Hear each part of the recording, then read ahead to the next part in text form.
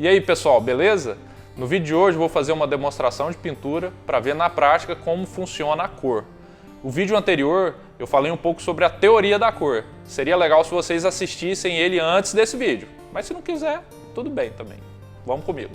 Então galera, antes de qualquer coisa, quando eu estou começando uma pintura com base na referência, o que eu vou fazer são uma série de perguntas a respeito do que eu estou vendo nessa referência em termos de cor, né? Então, analisando essa foto, a gente chega à conclusão de que a cor vermelha ela é bem preponderante, né? Ela domina bastante do foco de interesse na nossa imagem. E aí eu tomo nota disso, né? Dos vermelhos.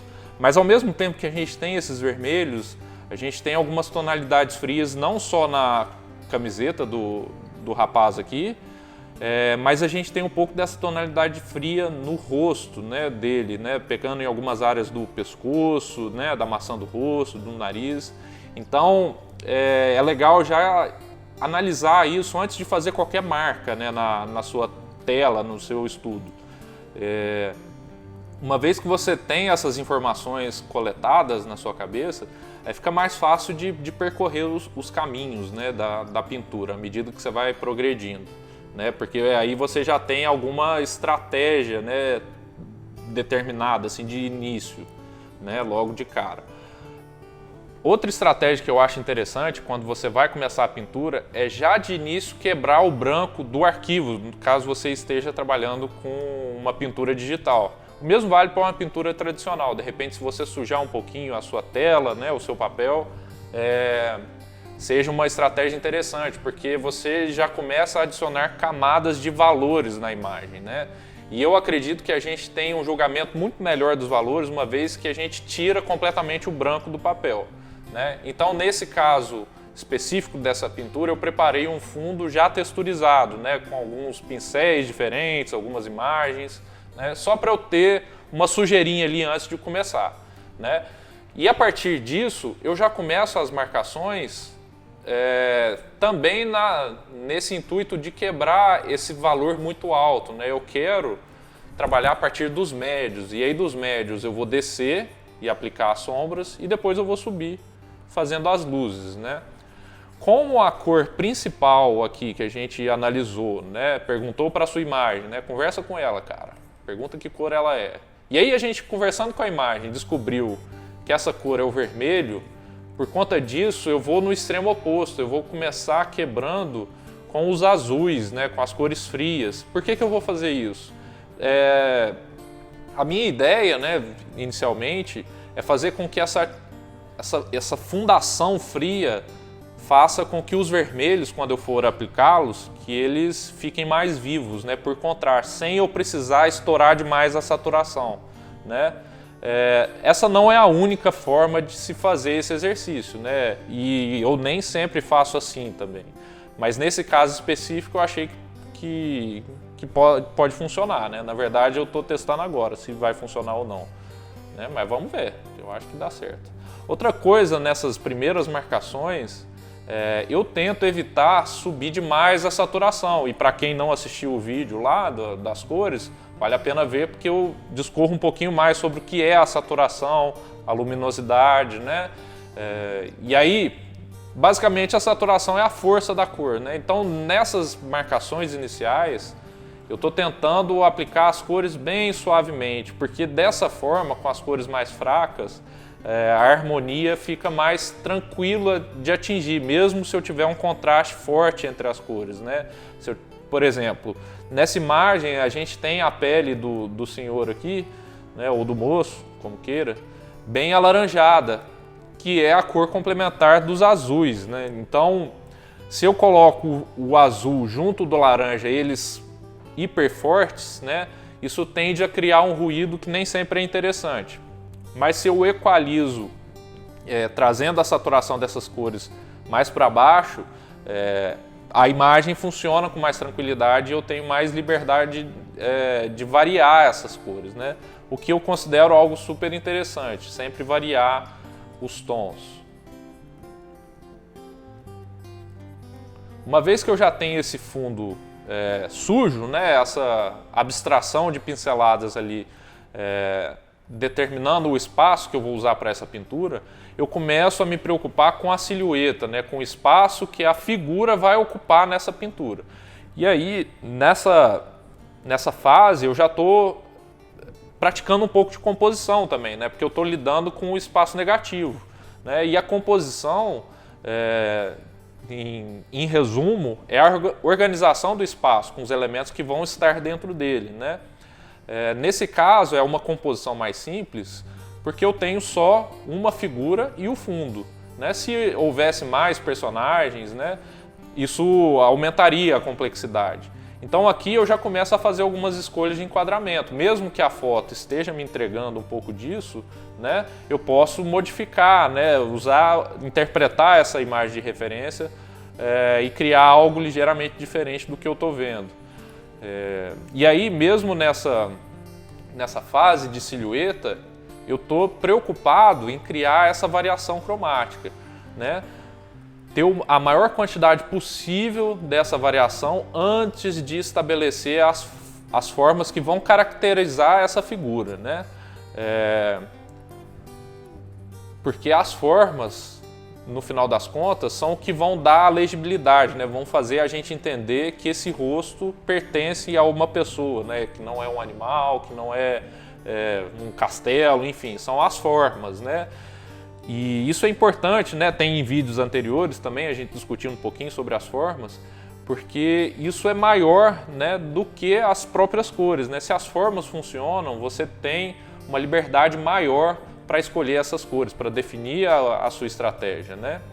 Então, nesse momento, é um momento antes até, né? Eu estou preocupando com a forma maior, que é a forma da silhueta. Mas a partir dessa silhueta eu vou começar a estabelecer as formas, principalmente da sombra, né? Tentando agrupar essas grandes áreas para dar uma leitura melhor para a figura.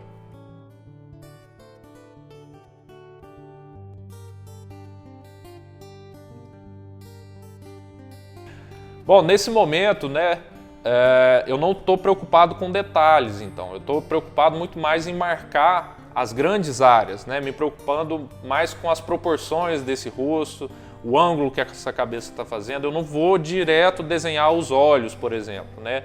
Eu vou deixar isso mais para o decorrer da pintura. Se eu pulo muito cedo nos detalhes, é provável que essa estrutura maior sofra um pouco, né? Que às vezes eu tenho uma área muito detalhada, mas ela está um pouco fora de proporção, um pouco fora do enquadramento, né?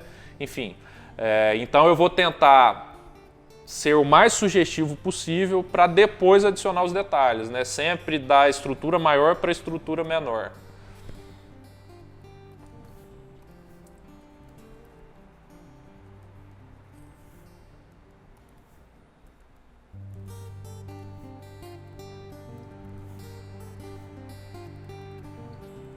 A respeito do pincel que eu estou usando, é importante dizer que o pincel é apenas uma ferramenta do processo, né? Mas isso não significa que ele não tenha uma importância, né? Só que o brush, né, que todo mundo pergunta qual brush você usa, enfim, para vários artistas, para mim ninguém pergunta não, ninguém quer saber. Mas qual que é a valia do pincel? É facilitar o seu serviço, assim. Então é legal que você experimente com alguns pincéis e encontre aquele que você fica mais confortável. Mas não se limite pelo pincel, né? Não ache que um pincel específico vai fazer você pintar melhor. O que vai fazer você pintar melhor é ver as formas, né? E para ver as formas você precisa, na verdade, desenhar. Então o que vai te fazer pintar melhor é desenhar mais. Então, ao invés de ficar se preocupando com qual pincel você vai usar, se preocupe mais em desenhar, que aí você faz a pintura com qualquer pincel que você tiver à disposição. Nesse caso aqui, eu nem lembro como que eu encontrei esse pincel, mas ele é um pincel chato que, para mim, ele passa um aspecto muito da mídia tradicional, né? E uma intenção forte, né, na minha jornada é aproximar o que eu faço no digital do que eu faço tradicionalmente, né? Eu gosto de quebrar um pouco esse aspecto muito digitalizado assim da pintura, né? Então eu caminho por aí, mas esse não é o único caminho, né? Existem vários outros. Eu já comecei nesse momento a esboçar um pouquinho das formas maiores, e com essas formas maiores eu já estou aplicando um pouquinho das cores locais que eu estou vendo, né? Então esse turbante, que ele é bem quente, eu estou tentando fazer uma sugestão no gesto da pincelada para já dar uma indicação do movimento que o tecido está fazendo, né? Ao mesmo tempo em que eu estou tentando não ficar parado muito em uma cor só, em uma tonalidade só do vermelho. Porque aquela massa toda é lida como uma cor só de vermelho, mas é muito mais interessante, no meu entendimento, se eu adicionar variações, né, de temperaturas nesse vermelho, né, de saturação. Eu acho que isso deixa o resultado mais rico. Um artista que fala bastante sobre isso e tem canal no YouTube também, acredito que eu já tenha citado os vídeos dele em outros vídeos também, é o Marco Butti. Vale muito a pena conferir o que ele tem a dizer sobre cor, né? Ele fala bastante sobre variação e sobre o poder que isso tem na pintura. Uma dica para quem ainda tem dificuldade de enxergar essas grandes formas e de fato ainda não tem a maturidade de ver essas grandes formas, né? O formato que a sombra tem, por exemplo, o formato que a luz está fazendo. Experimenta ficar meio vesguinho assim, ó. Sacanagem. Experimenta franzir os olhos, tirar o foco. Se você for míope, só tire o óculos. Tirando o foco dos detalhes, você vai observar mais as formas como um todo. E nesse princípio de pintura, é válido que você aplique primeiro essas formas, né? E depois vá caminhando para os detalhes. Então seja míope. Esse é o segredo de todo pintor renascentista. É a pura verdade. Um exercício que eu gosto de fazer nesses estudos de pintura é descansar bastante, no meu caso, a mão esquerda, né? Que é a mão do Ctrl Z, que é a mão do zoom. Por que eu faço isso? Primeiro, porque toda vez que eu preciso encontrar aquela cor, ao invés de usar o Color Picker, eu tento ir na caixa de cores e adicionar a cor que eu acho que eu estou vendo. E, invariavelmente, essa cor não vai ser a mesma, o que é positivo, né? Mais uma vez, eu estou buscando a variedade, então essa estratégia me ajuda. E o Ctrl Z também é a mesma história de desenhar sem borracha, né? Por que você faz isso? Justamente para você ter contato com o seu equívoco, né? Quando você apaga o equívoco, você meio que esquece o que você acabou de fazer. Enquanto ele ainda está aparecendo, você sobrepõe ele com uma nova camada de tinta digital, nesse caso, né? E fica mais fácil, no meu entendimento, de você ir ajustando essas coisas que você vai percebendo. Um detalhe importante também sobre esse tipo de prática que eu estou fazendo aqui é que, como eu estou trabalhando a partir de uma referência, eu não necessariamente faço um desenho prévio, né? Eu vou direto nas camadas de cor, de valor, enfim, disso tudo que eu estou falando até agora, né? Isso não significa que eu não esteja desenhando. Eu estou desenhando, só que eu estou desenhando de forma diferente. Se para você ainda é uma missão muito grande, né, desenhar a partir da mancha, eu sugiro que você faça um desenho prévio, se você for tentar fazer esse tipo de exercício, né? De qualquer forma, eu acho que é válido que você comece tentando pela mancha, né? Isso se provou bem eficiente aqui na Arcane em algumas turmas, em que o aluno ainda tinha uma certa dificuldade com o desenho e principalmente com o meio digital. E a partir do momento que você tira essa barreira, né, e começa a trabalhar a partir da mancha, fica mais fácil enxergar as cores, né, enxergar as formas, aliás, né? Então eu sugiro que vocês tentem. Se ficar muito difícil, aí você lança a mão do desenho mesmo, um desenho de linhas. E eu faço dessa forma justamente porque a referência está me entregando essas informações. Se eu estiver trabalhando em uma pintura pessoal ou para cliente, aí sim eu vou usar um desenho, eu vou fazer um desenho prévio, porque aí eu preciso criar essas estruturas que ainda não existem, né? Mesmo que para alguns artistas o processo seja diferente, né? Tem muito artista que começa direto na mancha mesmo quando é um trabalho, não um estudo, né? Mas eu prefiro trabalhar a partir da linha nesse caso. Pessoal também, né? Mais uma vez, No digital você vai ter diversas formas diferentes de se fazer a mesma coisa, né? Essa é só uma forma, só um jeito, né, que eu estou propondo aqui.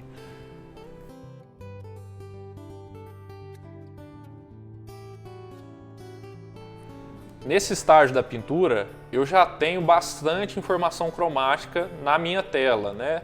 E logicamente que eu posso continuar adicionando, mas aqui, como as formas já estão começando a ficar legíveis, eu já começo a usar mais a minha mão esquerda no processo, para recorrer às cores que eu já apliquei ali, né? Então vocês vão ver o Color Picker aparecendo mais na tela aí. Reparem também que eu não estou preocupado com o quão parecido está, né? O meu objetivo, a princípio aqui, é captar a atmosfera de cores que a imagem está me apresentando. Se ficar parecido, ótimo, mas se não ficar, não é um problema, né? O meu objetivo não foi fazer um estudo de likeness, né? Não é fazer um retrato desse cara especificamente. Então, se ficar um pouquinho diferente, não é um problema, né? Mas, invariavelmente, quando você tira essa preocupação, você caminha no sentido de aproximar uma coisa da outra, né? Por mais contraditório que possa parecer. Eu acho que muito porque você tira essa pressão de ter que ficar parecido. Então, se você vai começar esses estudos, não faça do seu namorado nesse momento, da sua namorada, porque aí você vai ter aquela necessidade muito forte de ficar parecido para presentear, né? Pega a imagem de um desconhecido qualquer para você ficar bem tranquilo, né? E não se preocupar com isso.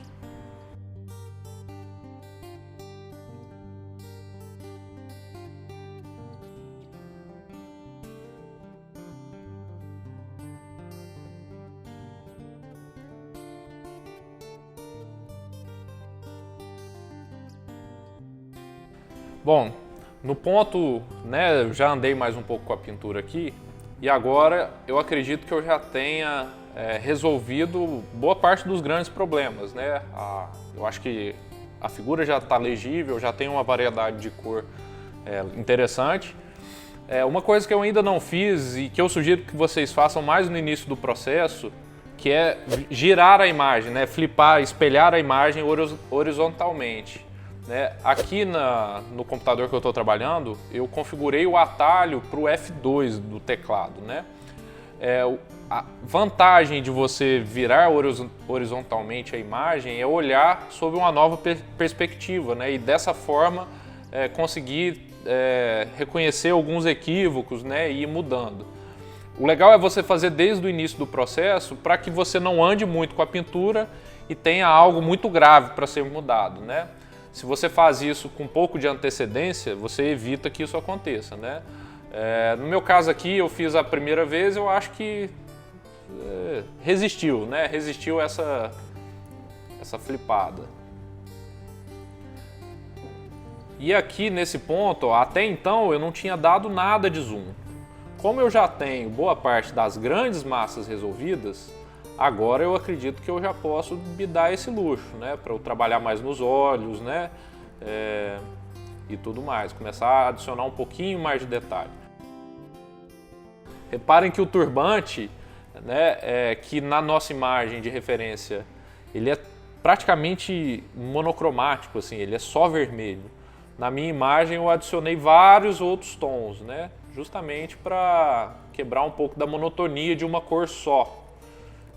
E aí eu estou tentando fazer isso com toda a figura, mas como o turbante ele é bem representativo aqui, né, eu tive uma preocupação maior com ele, né, por ser o foco de interesse dessa imagem. Nesse ponto aqui, ó, eu vou começar a dar mais detalhe no rosto, né, principalmente nos olhos.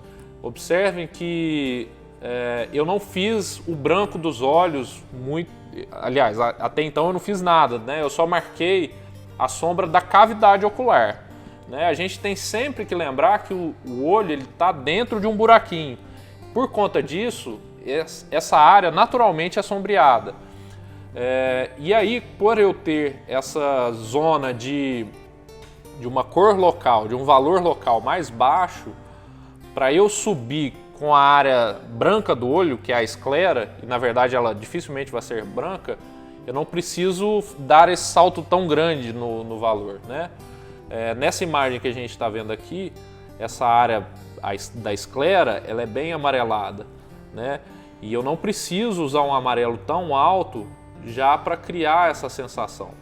O que acontece é que se eu jogo uma cor bem alta, como eu vou fazer agora, ó, eu quebro a ilusão da luz, tá vendo? Né? Aquilo parece descolar da superfície.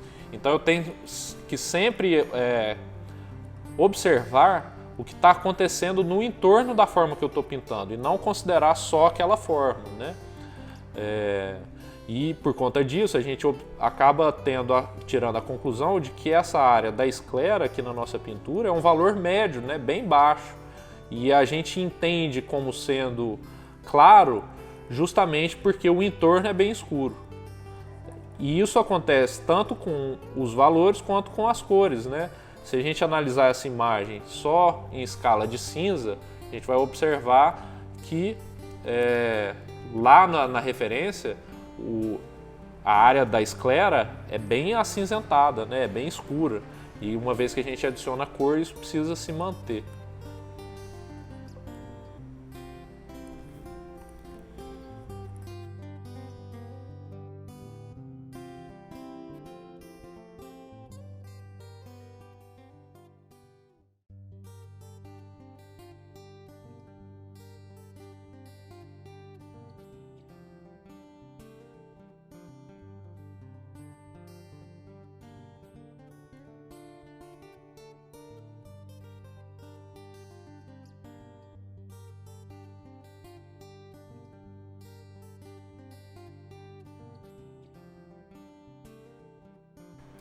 Chegamos ao final, pessoal. Quando a gente trabalha com a referência, é importante que a gente não fique completamente preso a essa referência, né? Você pode ter um nível de interpretação, de sugerir coisas novas. Na imagem que eu finalizei aqui, eu adicionei várias cores diferentes, por exemplo, no turbante. E eu fiz isso porque aquela região eu considerei ser uma parte muito importante na pintura. Então, quanto mais diversidade, mais uma vez, né, resumindo esse vídeo, eu falei bastante de diversidade cromática, e quanto mais diversidade, mais o nosso olho vai direcionado naquela região. Então, eu adicionei mais tons frios, né, criei uma atmosfera não, né, mas uma região com mais contraste, vamos colocar dessa forma, né. E no geral, a imagem ela não ficou exatamente como a referência, né? Eu fui sugerindo coisas novas, né? Até no próprio olhar do personagem, eu adicionei um pouquinho de drama, assim, né? Na forma como a cabeça dele está angulada. Isso foi acontecendo a princípio intuitivamente, né? E à medida que eu percebi que estava acontecendo, eu só tentei intensificar aquilo, né? E no geral é isso, né? Toda vez que você for estudar a partir da referência, né, lembre-se de se perguntar que cores você está vendo, que isso vai dar o pontapé inicial na sua pintura, né? Você vai começar a partir daí. Tenta começar a pintura a partir dos tons médios, né? E aplicar as sombras e depois as cores, e sempre pensar nas grandes formas para as pequenas, né? Primeiro estabelece a figura como um todo e depois vai trabalhando nos detalhes, beleza? Então eu espero que esse conteúdo hoje ajude vocês na prática do dia a dia. Caso tenha ficado alguma dúvida a respeito do processo, é só deixar aí nos comentários. Assim como se vocês tiverem sugestões para os próximos vídeos, fiquem à vontade também, beleza? Então, até a próxima. Falou!